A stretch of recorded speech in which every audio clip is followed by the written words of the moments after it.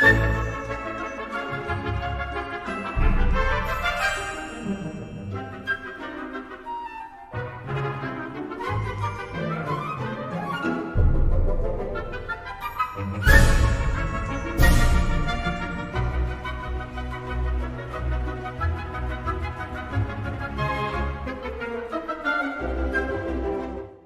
to The Baton, a John Williams musical journey.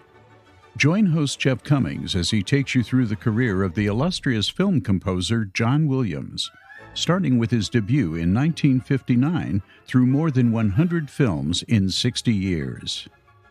Today's episode features the 2004 movie Harry Potter and the Prisoner of Azkaban. Now, here's your host, Jeff Commings. John Williams had plenty of time on his schedule to work on the score to Harry Potter and the Prisoner of Azkaban, and he was likely very relieved about that. Now, as you will remember, Williams was in a time crunch regarding Harry Potter and the Chamber of Secrets, which forced him to reuse a lot of his music from the Sorcerer's Stone film instead of creating an entirely new score. There was no way that was happening with Prisoner of Azkaban. Williams would be working with a new director, a new visual landscape, and a much different tone, all demanding something different to come from John Williams' mind. And he certainly delivered, though the reactions on the finished product turned out to be not as universally praised as expected. Personally, I love the score to Prisoner of Azkaban, and so does my co-host for this episode. Joining me from Norway is Paulius Eidukas. Hello, Paulius. Hi, Jeff. It's a pleasure and a privilege to be joining you on The Baton, the podcast which I've been passionately listening to since the very first episode almost 2 years ago. I think I can speak for the majority of John Williams fans when I say that the time and research that you've put into this amazing retrospective of the Maestro's career has been invaluable and eye-opening to all of us. I'm very grateful to you for your work. Yeah, thank you for saying that. I really appreciate it. So give us a little history regarding your musical background and how you became a John Williams fan. I was born into a somewhat musical family, and I was pretty much automatically signed up for musical school from a very early age, where I learned to play the grand piano, sing in a choir, and later I even picked up the clarinet. So, although I'm no professional, music has always been around me, and especially during the past decade, my interest in it has been growing considerably.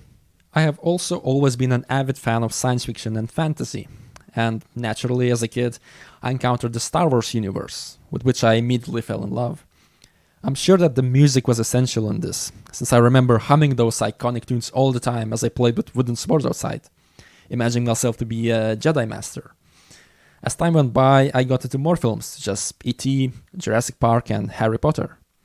However, it wasn't until I was in high school that I connected the dots and realized that all of my favorite works of sci-fi and fantasy were scored by the same composer, John Williams.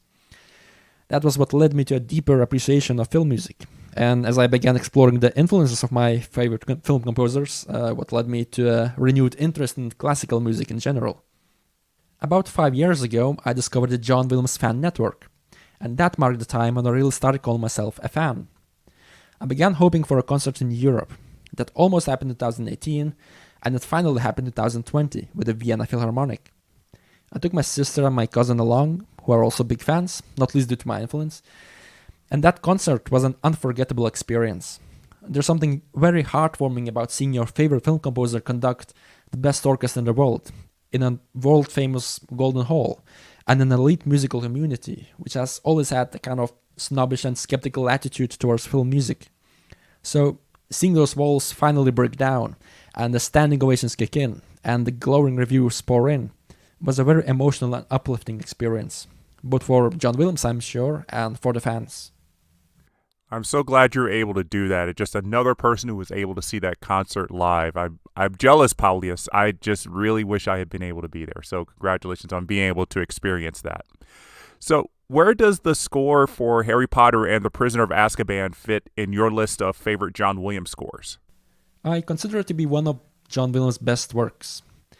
The film is also my favorite installment of the Harry Potter franchise, both in terms of its cinematic aspects and its directorial style.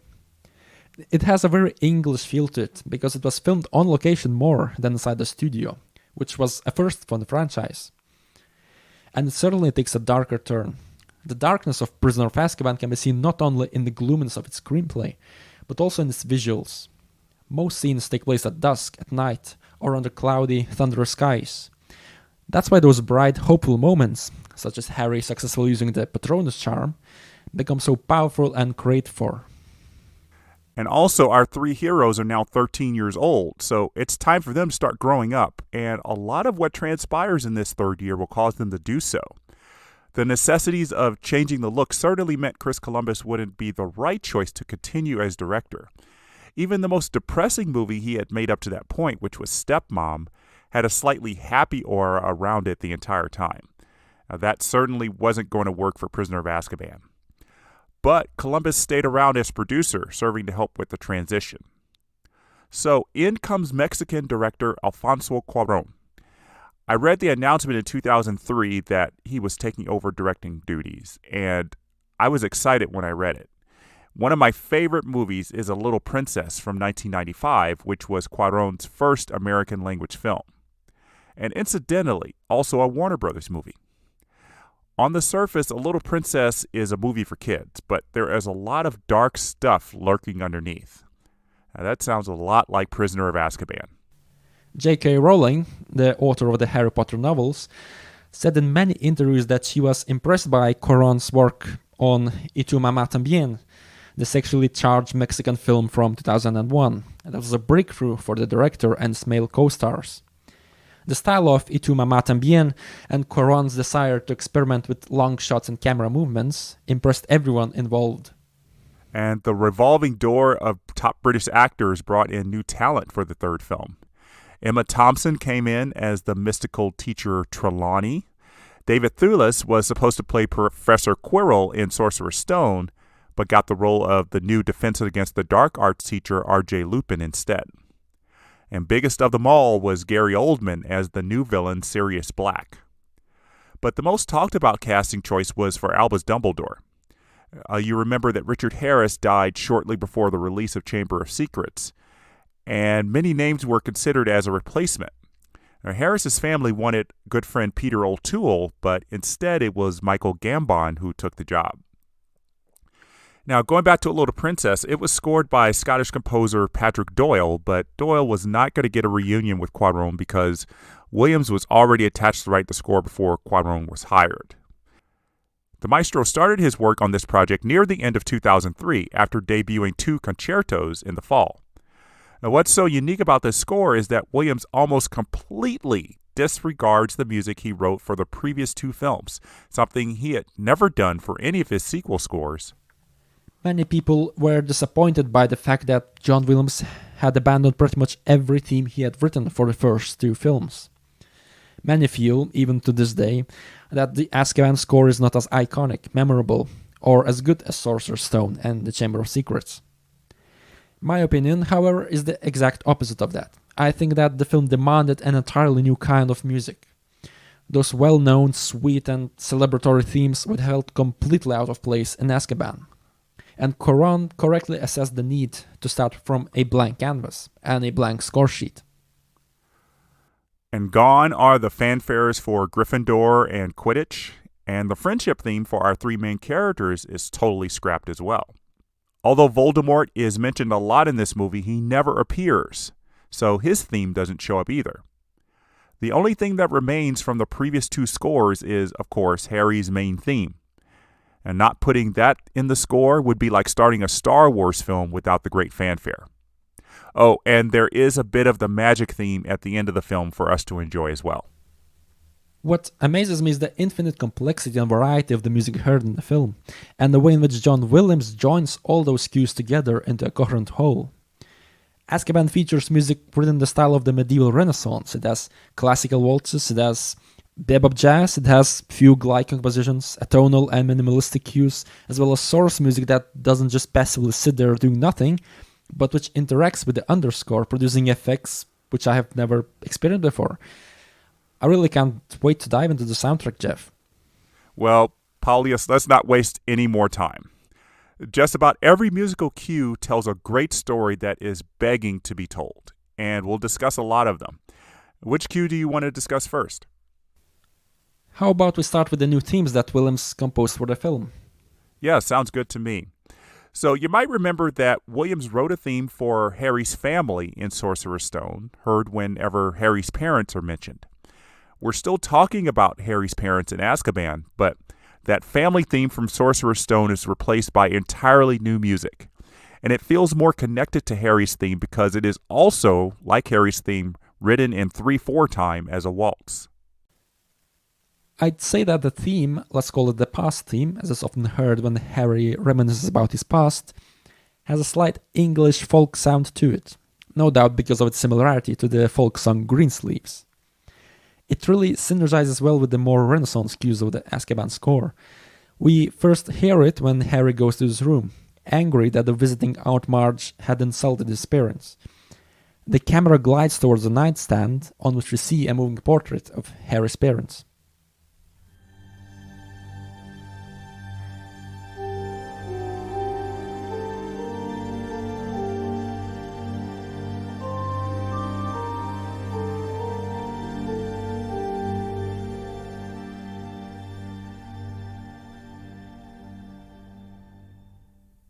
This theme gets a wonderful development much later in the score, when Harry's talking with Professor Lupin. It starts off with an oboe solo, reflectively playing the main melody.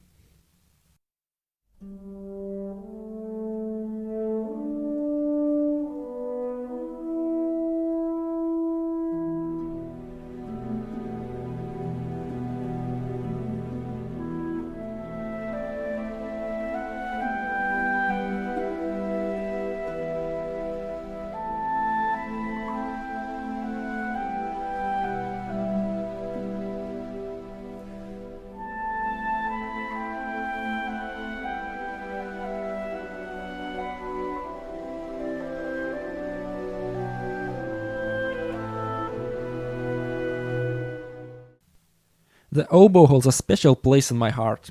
Ever since I heard Ennio Morricone's score for the mission, and specifically the Gabriel's oboe cue, which made me fall in love with the sound of that instrument, whenever John Williams writes solo parts, it's usually the oboe ones that become my favorite renditions of the themes.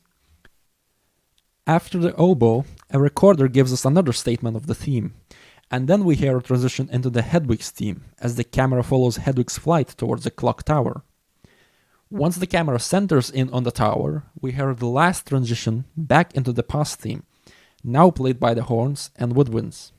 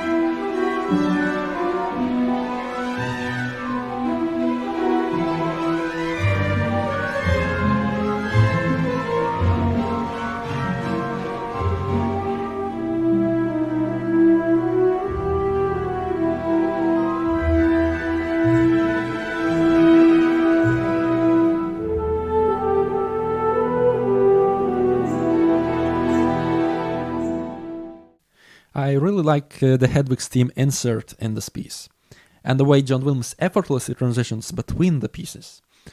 The melodies seem to synergize well with each other, as if they had been written specifically for those transitions. Yeah, that's why I think this new theme and Harry's theme now have a better connection. Williams might have felt that the theme for the parents needed to connect their son's theme better, so he came up with this new one that I really love. Now, as I often do on this show, I'm giving away some spoilers. So we know that Sirius Black was sent to Azkaban for supposedly murdering Peter Pettigrew. But we find out later that he was framed and Pettigrew is alive. The big reveal of the movie really is that Sirius is Harry's godfather. And after Pettigrew is captured, Sirius invites Harry to live with him. This brings Sirius into the family theme, and just before Sirius flies away near the end of the film, Harry is happy to know that he has a living family member. And Williams underscores that literally by using the family theme triumphantly as Sirius makes his exit.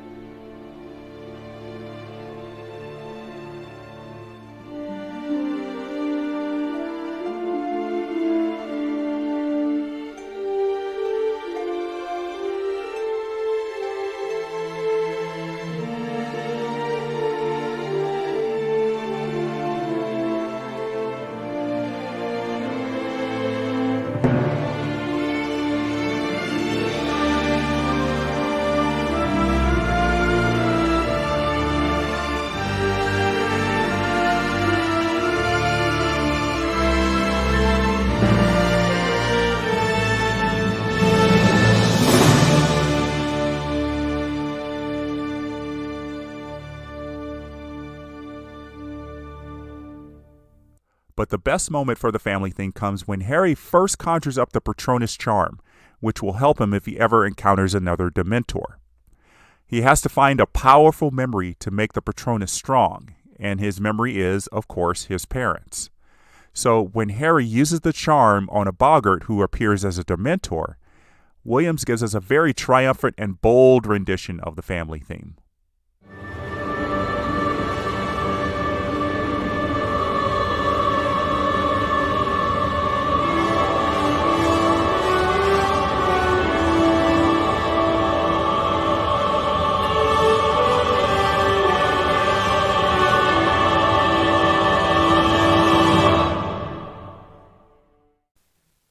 In the Sorcerer's Stone episode, Jeff, you referred to the Hogwarts theme as the Gryffindor theme. And I really like that. After looking back on those scenes, indeed, it seems that the theme characterizes the House of Gryffindor more than anything else. I still usually say Hogwarts theme as a force of habit, and as a way not to cause confusion when talking to other John Williams fans, but in the context of this podcast, the Gryffindor theme is the perfect name. In Prisoner of Azkaban, however, Williams decided to scrap the theme altogether and give us a new theme for Hogwarts as a whole, and comes to us in the form of a song called Double Trouble.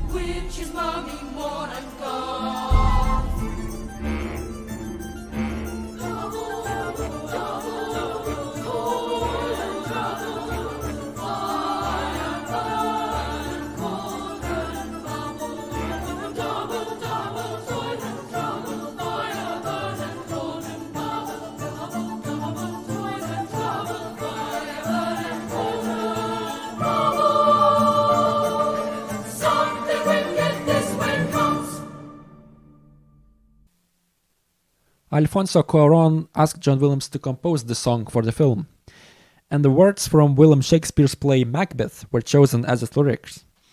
The lyrics fit perfectly, as they convey the imagery of witches adding weird, magical ingredients into a cauldron, as well as foreshadowing the dangers that lie ahead for our main characters, as in the line, "Something wicked this way comes."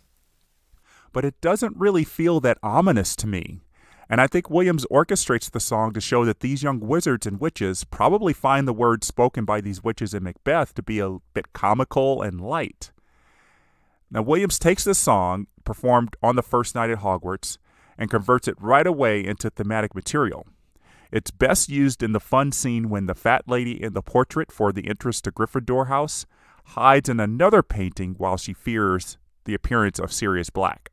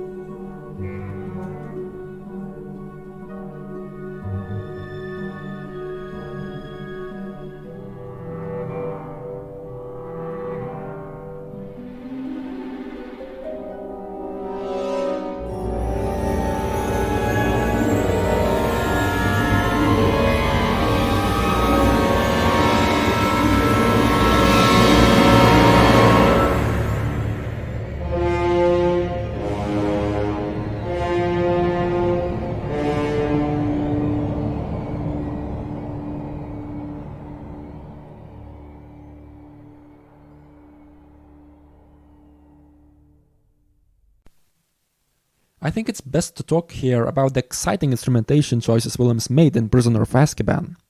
The theme for Double Trouble is written in a Renaissance style, emphasizing archaic instruments like the recorder and the harpsichord. This theme is repeated many times in different variations and orchestrations, including Hagrid's Lesson, where the cue reaches its ultimate Renaissance potential.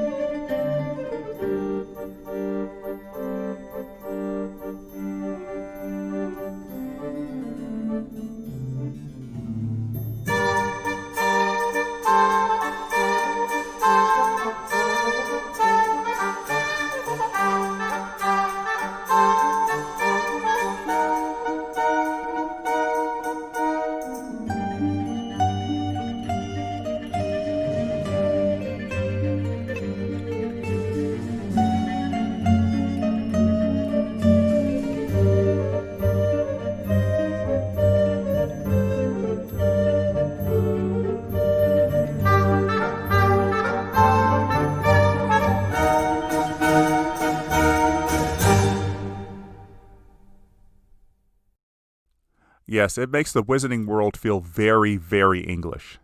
Now, all of those Renaissance-era instruments were provided by the Dufay Collective, an ensemble of musicians who specialized in performing music played on instruments that were popular during the Renaissance era of the 1400s and 1500s. Some of these instruments are still used in orchestras today, such as the recorder and the harpsichord. Others would be hard to find, such as the shawm, a woodwind instrument that was eventually replaced by the oboe in the 1700s, and the dulcian, a precursor to the bassoon. The Dufay Collective did not just provide the instruments needed for Prisoner of Azkaban, they also played prominently in a few scenes. One of them was a brief moment for the ghost Sir Cadogan, who rides around Hogwarts on his horse, and was part of a couple of deleted scenes as well.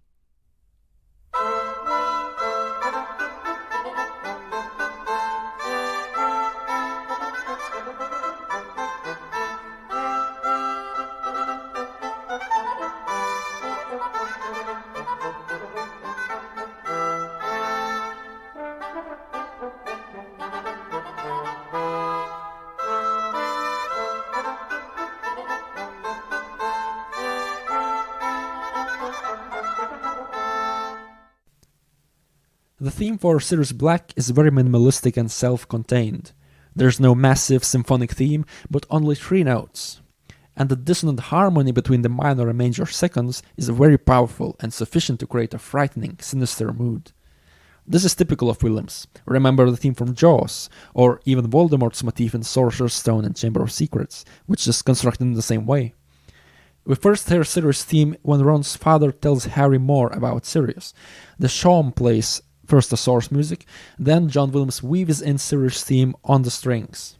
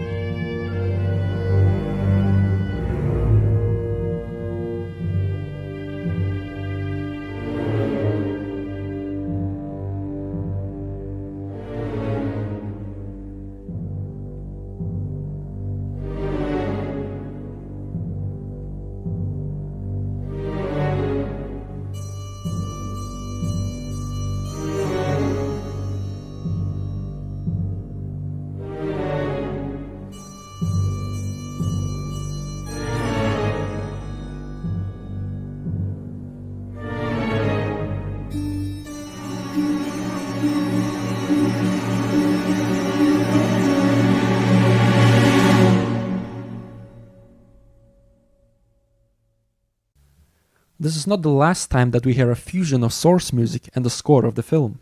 In fact, I believe that Alfonso Cuaron made the conscious decision to blur the line between diegetic music and the underscore, which I find fascinating since it rarely happens in cinema. The full potential of this technique will be fully demonstrated a bit later in the score.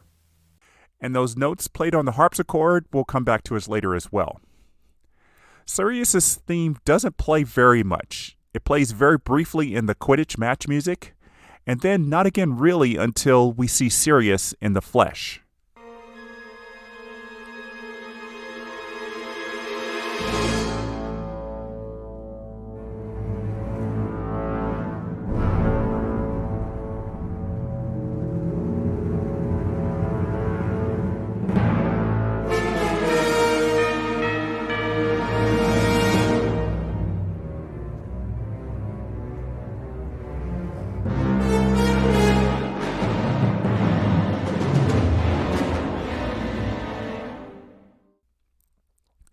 My favorite new theme is the one for Peter Pettigrew, the man who everyone thinks is dead, but has been living for 12 years as the Weasley rat Scabbers.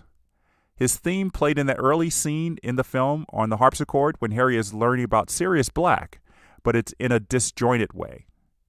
It comes together fully later in a scene when Harry is looking at the Marauders map in bed.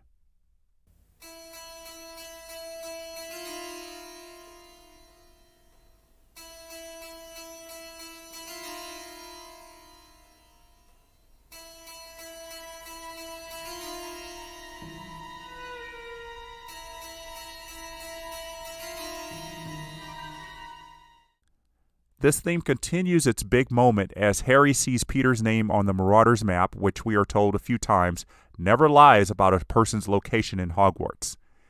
As Peter's feet get closer to Harry's on the map, the brass take over the theme and make it more tense before stopping once Peter seemingly walks by Harry unseen.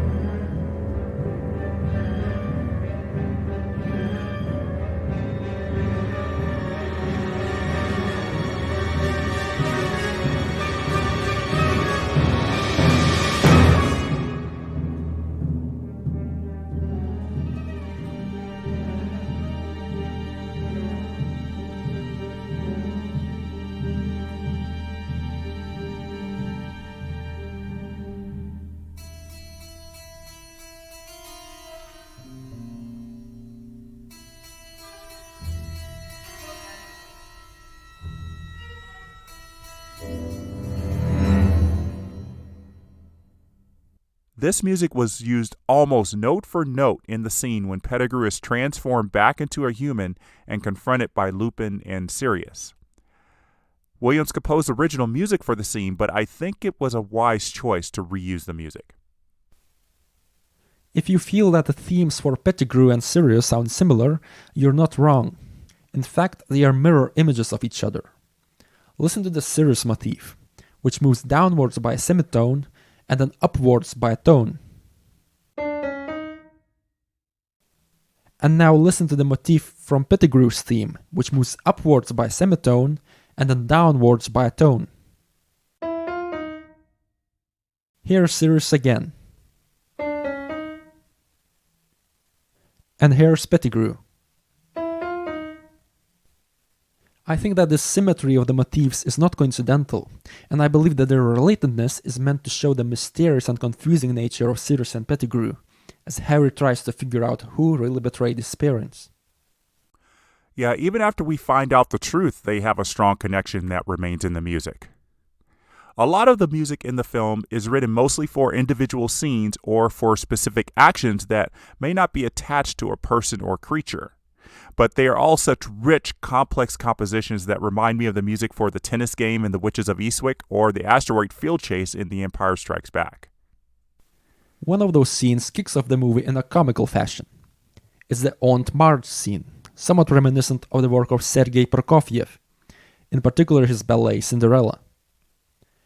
In the second half, the waltz turns into a pastiche for Giacchino Rossini, quoting several sections from his overture from La Gazza Ladra, The Thieving Magpie. It's written in a waltz style, and even though waltzes are not inherently comical, John Williams writes the music in such a deliberately excessive style, increasing its flourishes and tempo until it pretty much becomes self-aware and ironic. It's a ridiculous piece, and that's why it works very well to enhance the ridiculous, over-the-top action happening on screen.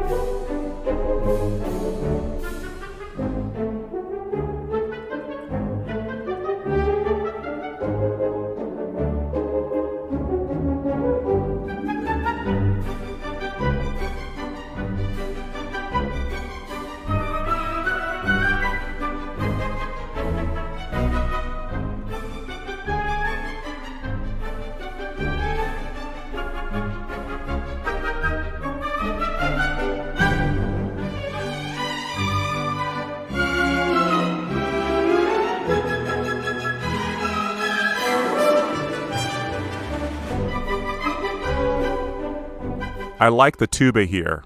Perhaps too obvious a musical choice, but it would be weird not to have it.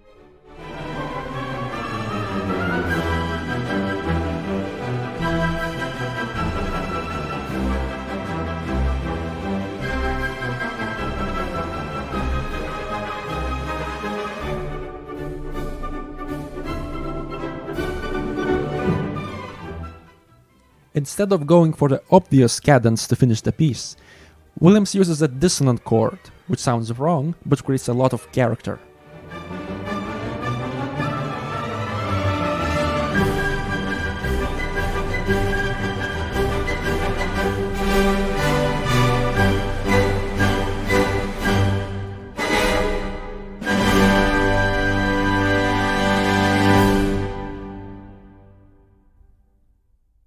What Williams could have done, had he wanted to stay true to the Rossinian ending, was to end the piece in a simple way, by repeating the tonic chord twice in different octaves, which would have sounded like this.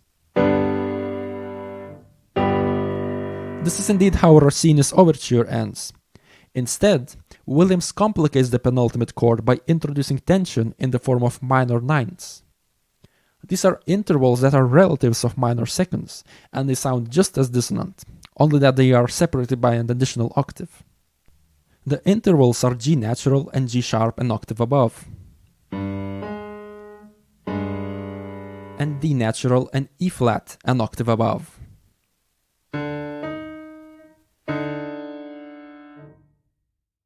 And when you combine these two intervals, you get a very dissonant chord.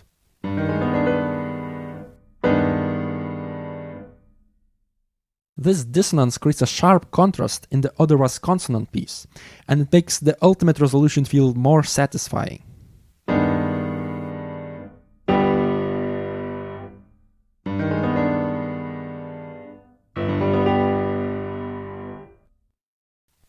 Williams has used dissonance in this way before. My favorite example might be the insane trumpet line towards the end of Summon the Heroes, which you have covered already in an early episode of the podcast, Jeff.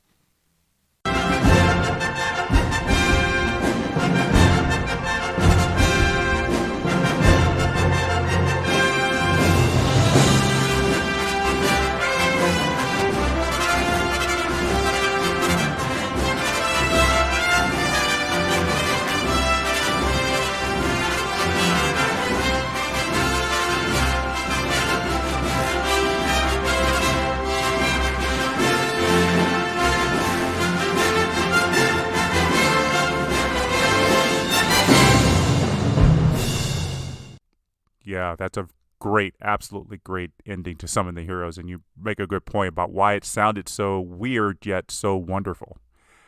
Now, before we go any further, I want to give a shout out to Lori Hout, who pointed out the Rossini connection to Art Marge's Waltz as well in an email to me not long ago.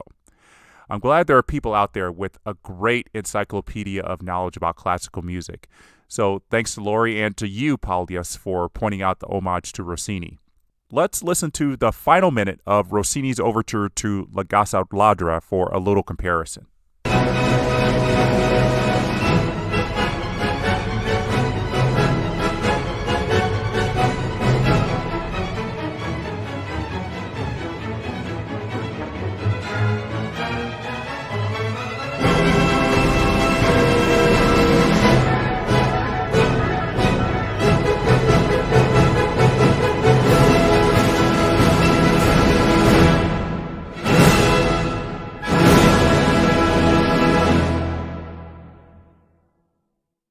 I could talk for hours about the music for the bus trip to the Leaky Cauldron. It's very much like the music written for the Cantina Band in Star Wars.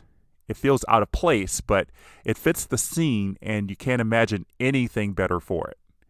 Williams wanted Cuaron to not hear it until it was performed by the orchestra on recording day. Now imagine what Cuaron thought when the orchestra played this.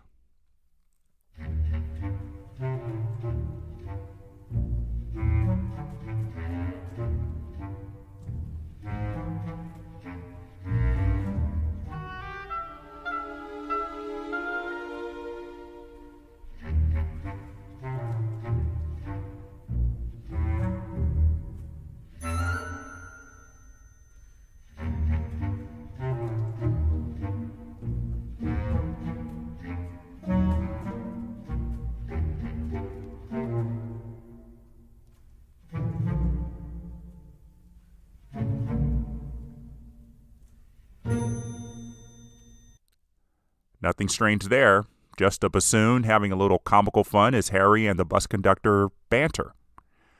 But then the bus takes off at a maddening speed.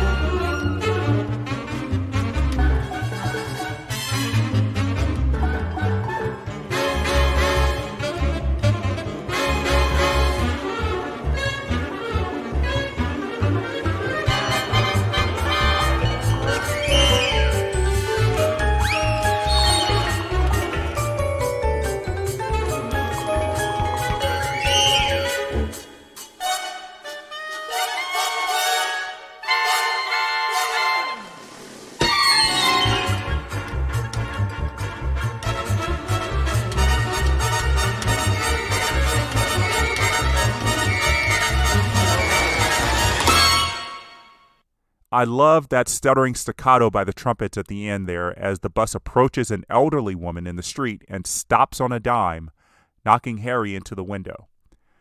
Once the action picks up again, it slows down as the bus squeezes in between two double-decker buses.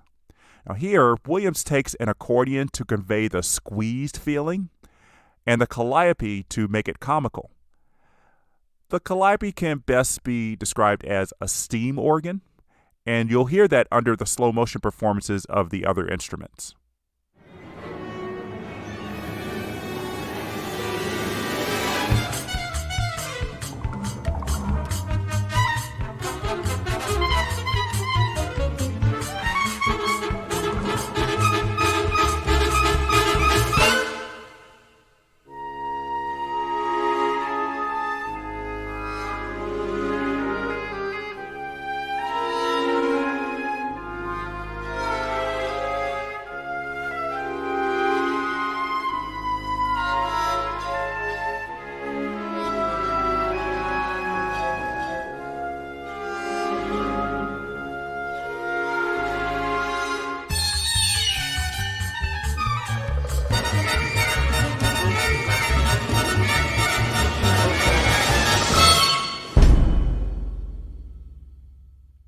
I'm sure John Williams had as much fun writing this piece as we have listening to it. I totally adore it. When you talk about essential music from Prisoner of Azkaban, you must mention Buckbeak's flight. Buckbeak is a part eagle, part horse, and he instantly connects to Harry on a flight around Hogwarts and the nearby lake. The beginning of the cue alone deserves special mention, as Buckbeak gallops for the takeoff. To score that scene with the heavy, powerful percussion was a great decision, because it dramatically accentuates the galloping and makes the ascent feel all the more liberating. That contrast would not have been achieved if the piece began differently, say with a string intro. As for the flying part, it's Williams at his forte, and it really reminds me of the finale during E.T. the Extraterrestrial. Just as in E.T., Azkaban has a very simple melody, consisting of an arpeggiatic tonic chord that continuously jumps up to new heights and then slowly descends, before jumping up again, creating a flowing, soaring sensation.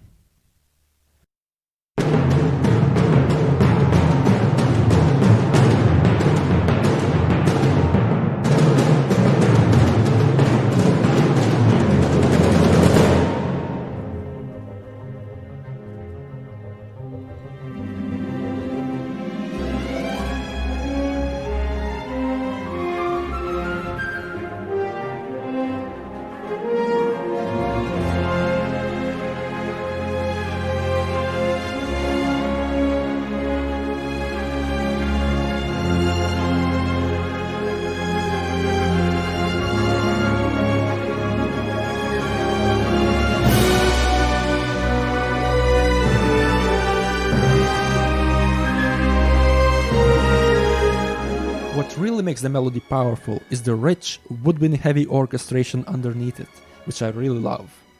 It makes the whole piece magical, and makes this theme my favorite in the film.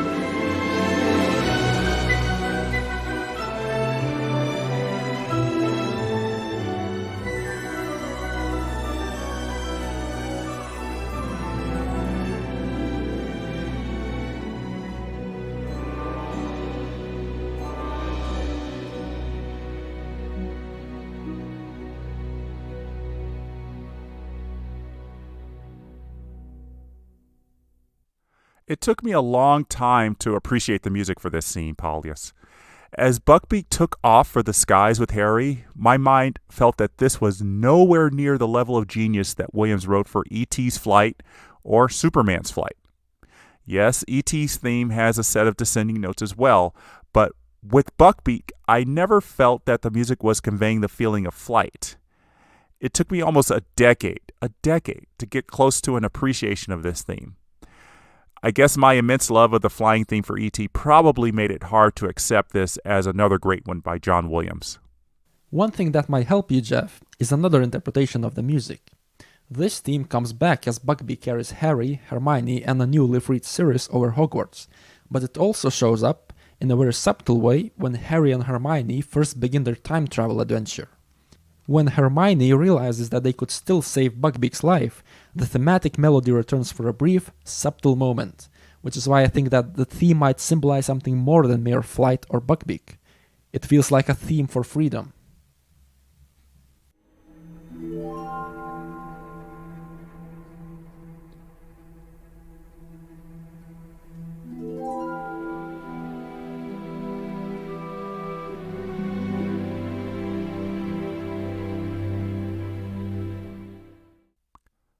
That's a bit of a stretch, but I'll give that one to you, Paulius. Alright, so let's talk about that time travel plot that takes up a large part of the third act. It starts with Harry and Hermione using a time turner to travel in time about 12 hours to not only save Sirius from the Dementors, but also keep Buckbeak from being executed. I fell in love with the music for this time travel the moment I heard it the first time, particularly the concept of using a ticking watch to convey the urgency of time. That ticking is replicated by the strings in a furious ostinato as we watch these two move through time.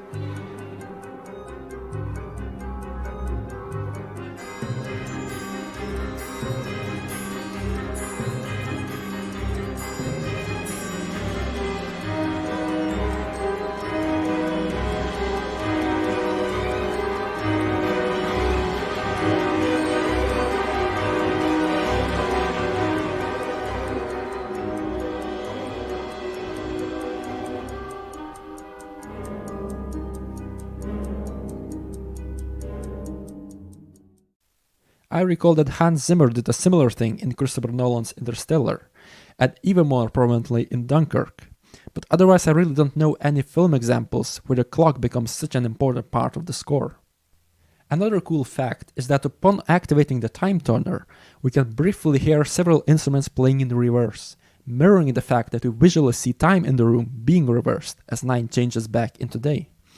I think I can recognize some reverse strings and a reverse cymbal, but the instruments are difficult to distinguish since they sound so strange. It's one of the rare times that Williams decides to modify his score with digital techniques. Those instruments always did sound a bit strange, and thank you, you helped me figure out why. So there's a brief moment in the score that has turned into something of a legend based on the story behind its performance that not many people might know, and I'm not sure if you know it, Paulius. It's the scene when we see a bluebird flying around Hogwarts before it is pulverized by the Whomping Willow. The flute stands out here with its virtuoso performance, following the bird's innocent flight before its demise stops the music.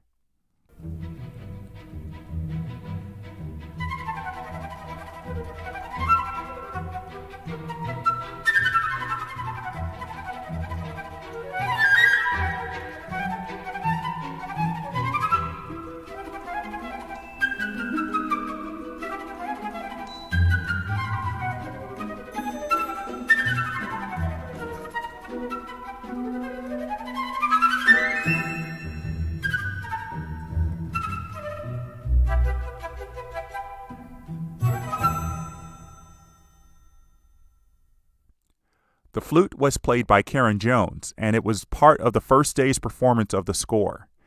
As is always the case with studio musicians on film scores, Jones didn't get to practice this in advance. And she nailed it perfectly on the first try, as did the backing string section. I don't know if they did more takes, and I don't know if Williams accepted the first take as the best, but it's remarkable that a flute solo that seems so difficult was done so perfectly. I hadn't heard about that story behind the cue, Jeff, but I do agree the flute solo is just flawless. I love moments like this in the score. The music feels like an homage to Prokofiev's The Bird part from Peter and the Wolf. The flute there is also the centerpiece of the music, but in Azkaban that part becomes even more virtuosic. So we've gone through this entire episode, and I don't think either of us have mentioned our absolute favorite musical scenes. And if you don't mind, Paulius, I'd like to talk about mine first. Sure, go ahead, Jeff. So it's the Quidditch scene that always stands out for me in this movie. Not only is the actual game much different from what we saw in the previous 2 movies, with the match happening in a rainstorm that knocks out a couple of players with lightning, but the music is radically different. There's no big brassy John Williams fanfare this time, and the scene is much shorter than the previous 2 filmed Quidditch matches. But it packs a bigger punch and only slows down briefly for a rest. There's a long line melody that plays throughout, a melody that I did not recognize as a relative of the Dies Irae until watching the film for this episode. I'm almost ashamed to admit that, especially because I listen to this cue often.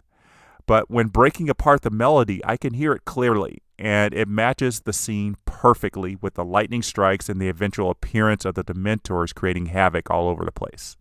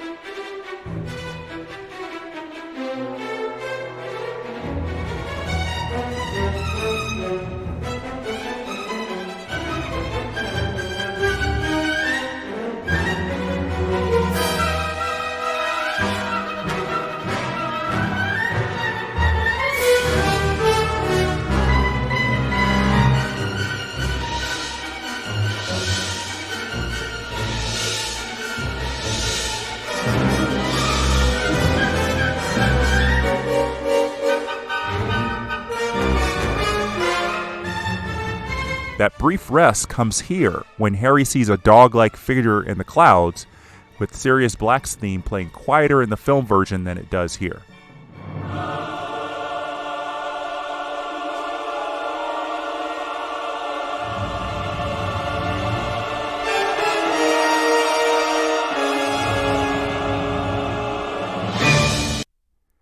I just want to stop here and say how much I love that woodwind stinger there. It comes when the snitch flies in front of Harry and he takes a swipe at it. It's another great sync point technique that I love seeing and hearing. Okay, so the music continues as Harry chases the snitch and the Dementors appear. There's going to be a section of music played that is not in the film, but is my favorite part of the cue. It's the long line melody played in full, but traded off between trumpets and the French horns in a sort of argument between the two. Maybe to convey Harry versus the Dementors. Another great technique by Williams that sadly had to be cut from the film version.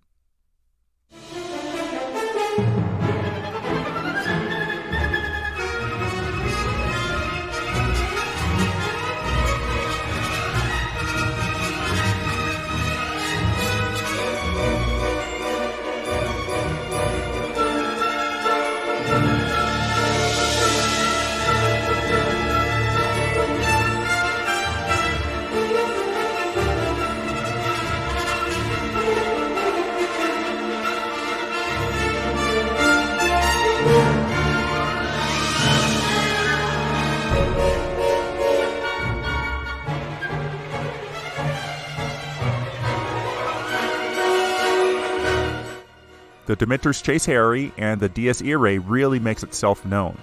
The violins really get a workout in this scene, but more so here.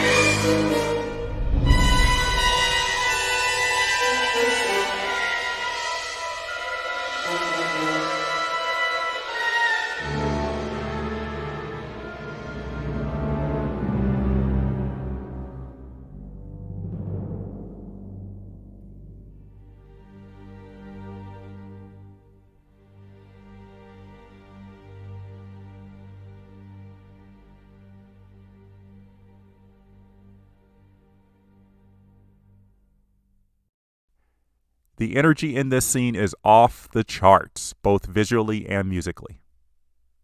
Just listen to the many intertwined string and woodwind lines, which make it all sound like a fugue. It's not often that Williams goes for these types of compositions, but whenever he does, I can't get enough of it. Most recently, in The Force Awakens, March of the Resistance cue has a middle section that is written in a similar way. It's clear that John Williams considers flying broomsticks to be similar to flying X-Wings. So I'm going to highlight my favorite scene in the movie, which is the Bogart scene. This is the epitome of Cuaron and Williams blending source music with the underscore in a way that is rarely used in films. Professor Lupin puts in on Swing Record, which plays Hot Licorice by Dick Walter. That is the source music, which is heard whenever the frightening Bogart is turned into something comical. The underscore, on the other hand, is heard whenever we see the frightening form of Bogart. The source music and the score alternate, and I completely adore that interplay. Next, Ron. Concentrate, pace your feet. Be brave.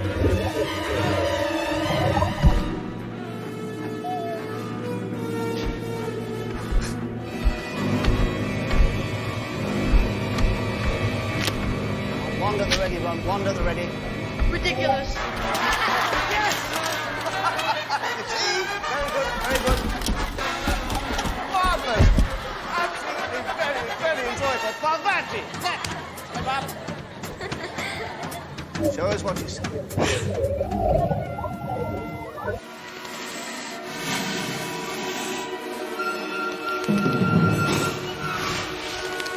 Keep your nerve.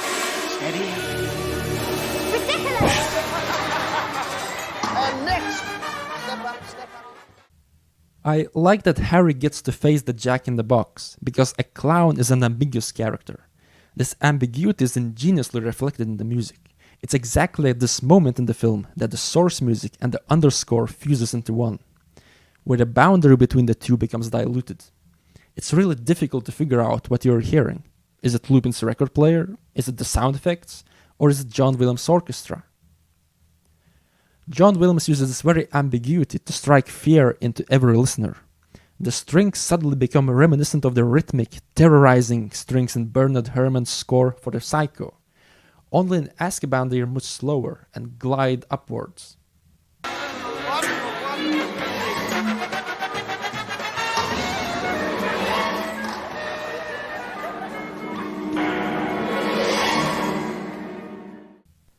As the smiles disappear from Harry's and Lupin's faces, and as the Bogart turns into a Dementor, that's when the cue culminates into an atonal and rigorous blow to the senses. The instrumentation becomes insane. The violins are told to glide to the highest pitch as fast as they can. At the end we have a piccolo section. Normally, a composer would avoid having more than one piccolo playing in an orchestra, because they don't mix very well with each other, and they tend to cause painful dissonance. What does Williams do? Well, he places not 2, but 3 of them in the orchestra, and tells them to improvise at the highest possible pitches.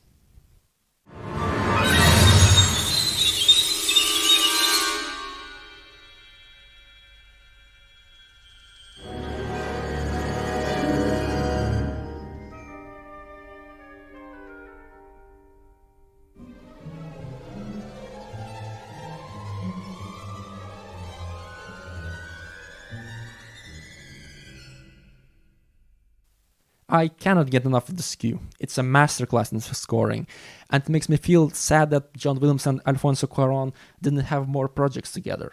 It's a missed opportunity. Well, besides this film and A Little Princess, most of Cuaron's films don't rely heavily on music, so there were very few opportunities. Roma is especially notable for the lack of music, and Children of Men is light on score, so likely not a film that interested Williams, even if Cuaron asked him. And there was Gravity in 2013, which will come up in the episode for The Book Thief. Gravity produced an Oscar-winning score, but not by John Williams. But this was a great one-time collaboration between Williams and Cuaron. It resulted in a box office take of almost $250 million in the US and Canada, and in the United Kingdom it earned £45 million, the highest yet for a Harry Potter film. When the money was raking in, Warner Brothers was begging Cuaron to continue with the Harry Potter franchise. But Cuaron had already said no because pre-production for the 4th film, Goblet of Fire, needed to start before post-production on Prisoner of Azkaban was finished. Cuaron decided to tackle another ambitious project for his next film, the dystopian drama Children of Men, which was known for its long, unedited camera shots that would become a hallmark in Cuaron's films. So though critics praised Cuaron's direction in Prisoner of Azkaban, his peers pretty much didn't give him any recognition for the film. He'd have to wait until 2013's Gravity to start getting the praise he long deserved, winning the first of 2 Academy Awards for directing.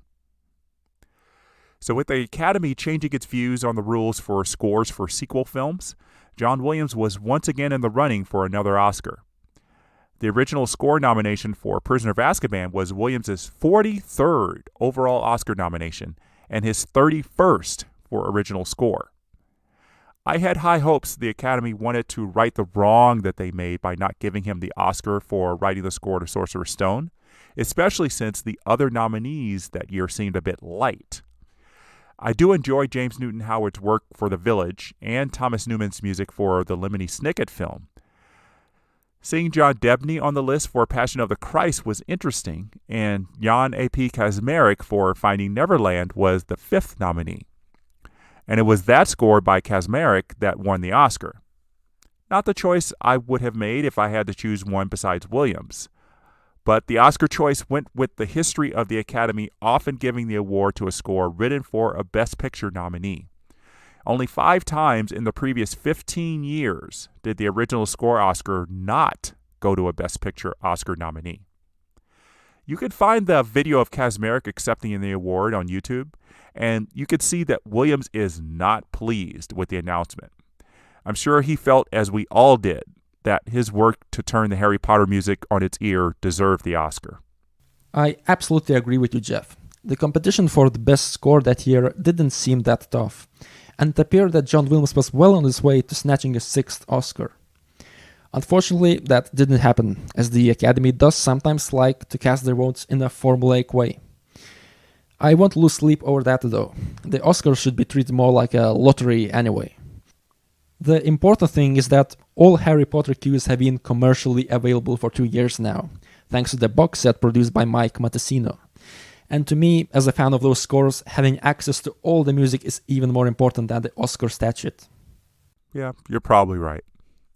Prisoner of Azkaban was Williams' farewell to the Harry Potter world. He would not write any more original music for any of the future films, though he was asked to write the score for the final film. He couldn't work on the 4th film because of conflicts with the 4 film scores he was contracted to write in 2005. Perhaps it was a little bit of redemption for Patrick Doyle, as he was picked to carry on the Harry Potter torch, as it were, for Harry Potter and the Goblet of Fire.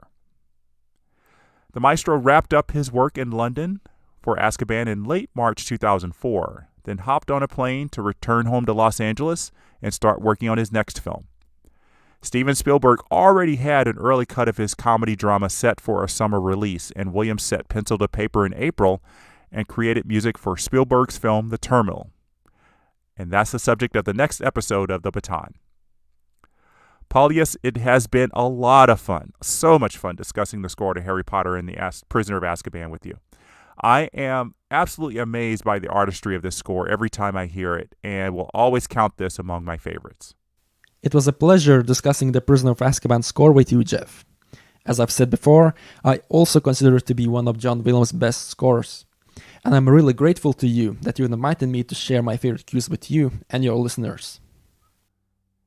And our thanks as well to everyone for listening. Now, if you have comments about the show, please send them to me at jeffswim@aol.com or post them on the Podbean app. I'll see you next time, and until then, the baton is down.